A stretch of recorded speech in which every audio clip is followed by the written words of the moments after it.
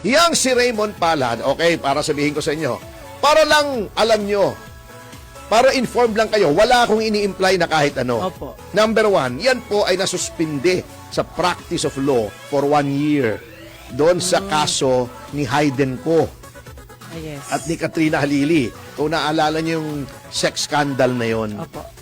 Abogado Nasuspin- siya, Nino. Ni Katrina Halili Ah, yata. okay. Oo.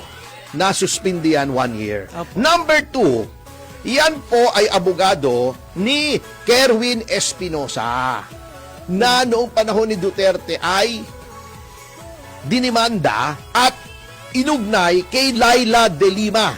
Oh. Ito, factual to ha. Wala akong sinasabi. Kayo mag-conclude. Factual ito.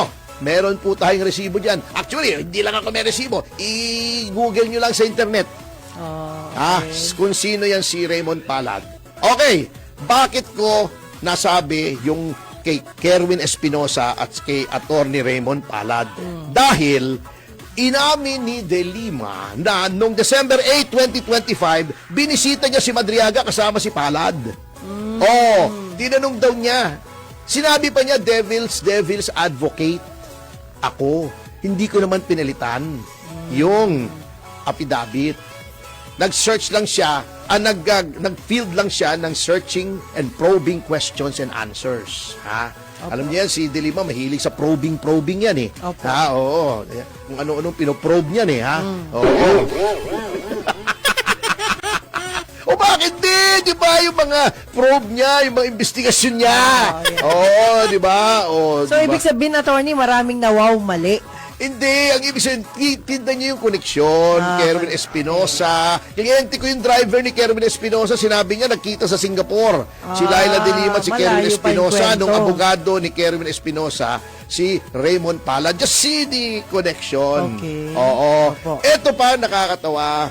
Sabi ni de Lima, tinignan daw niya yung kredibilidad ni Madriaga. Okay.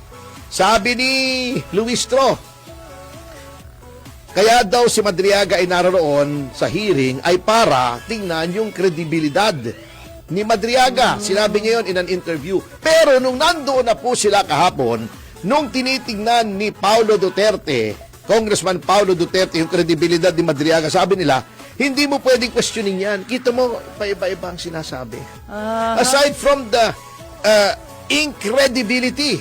And then, sinabi na nga ni Representative Rufus Rodriguez, polluted yan. Bakit? Miyembro yan ng Kidnap for Ransom Gang. Oo. Eh ako nga sinasabi ko, yung driver ko, katakot-takot na vetting yan. Opo. NBI clearance, police clearance, RTC clearance, background investigation pa. Meron pa akong investigative agency na pinapa-background ko yan. Magmamaneho lang yun. Hindi ko naman pinagtitiwalaan ng